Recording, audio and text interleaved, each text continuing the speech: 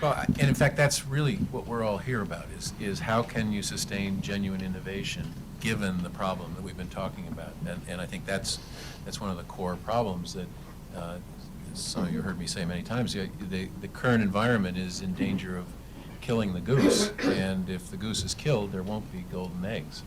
So I think that's what we're all concerned about. I'd like to hear some thoughts about solutions to that, but actually there's someone who's alive in the audience. There are two people alive in the audience. Yes. So, mine's not a question, it's more of a comment. Could you identify yourself just? I'm Sam Waxel, the chairman of CODMA. Oh, welcome, so I've been involved in drug development for a very long time in the cancer world and other areas.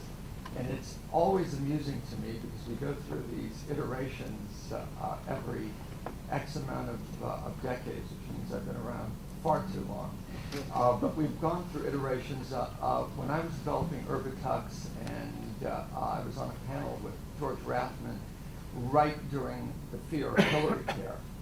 Everyone was jumping around and doing things like buying Medco, right, when they should have been innovating. And the fear, right, which was, by the way, the fear of big pharma, right, in response to what they thought was going to affect their earnings. So that was a bad thing, because big pharma, biotech, biopharma, we do need to be innovating. And I believe that right now we're in another transition period, and you're all speaking to that very beautifully, because you're looking at the present and the past and saying it's broken, and it is. So the question is, how does one fix it, and how does one make sure that both from the payer point of view all the way to innovation, we can continue to do things that meet real unmet medical needs.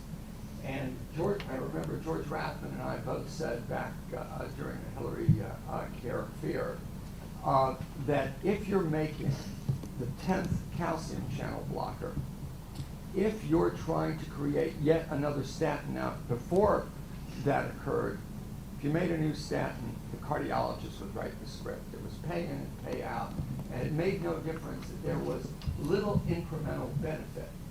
That's what you did for a living. We thought about it differently, and we told everyone at the CEO conference in Laguna that year, don't worry about that.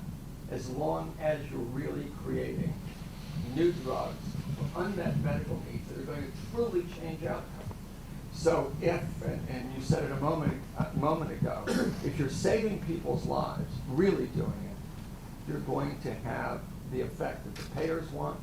If you're changing outcome, you're going to have the effect that payers want, and the ultimate customer, the patient. Problem is that we don't know, with Avastin as an example, what's going to be the outcome. It's very different than with Herceptin.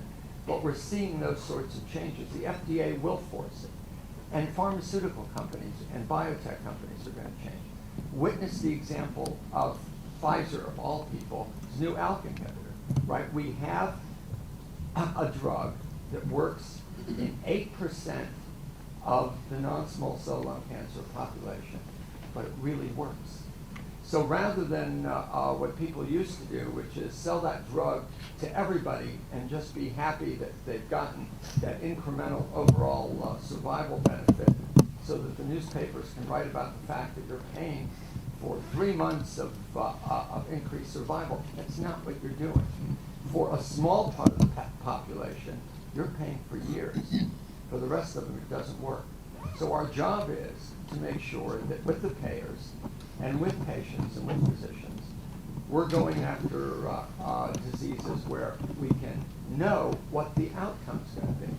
Then people aren't going to mind paying, because you're going to be getting, as George Rathman said with EPO, you give it to a dialysis patient, they get out of bed, they're not getting transfused, they go back to work, they pay their taxes, and you can estimate what that pharmacoeconomic benefit is going to be, and patients can know that. That's what we're supposed to be doing. And I think we're in a transition period, and the questions that you ask are the correct questions. They're going to be implemented because we have no choice. We live in a new world where they're going to have to be. But more importantly, from an R&D point of view, they should be, because we have the tools now to move forward in that way. We're doing it at CODMA every day. when we think about the diseases that we target, we're trying to target diseases in a way that we can measure outcome in the ways that you're all saying. And I don't think it's going to be easy to meet with payers 17 years in advance. It's going to have to be done much later, but R&D is going to have to know that what they're targeting has to really meet those outcomes. Can I just, two quick, firstly, you're exactly right. And measuring the value of a life year is crucial, and you can do, it's doable.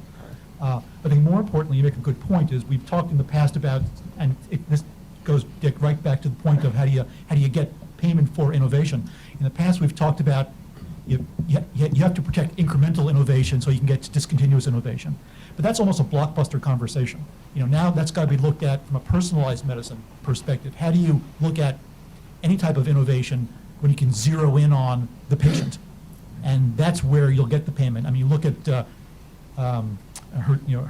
Lucent in the UK, or other and some lung cancer treatments where NICE began with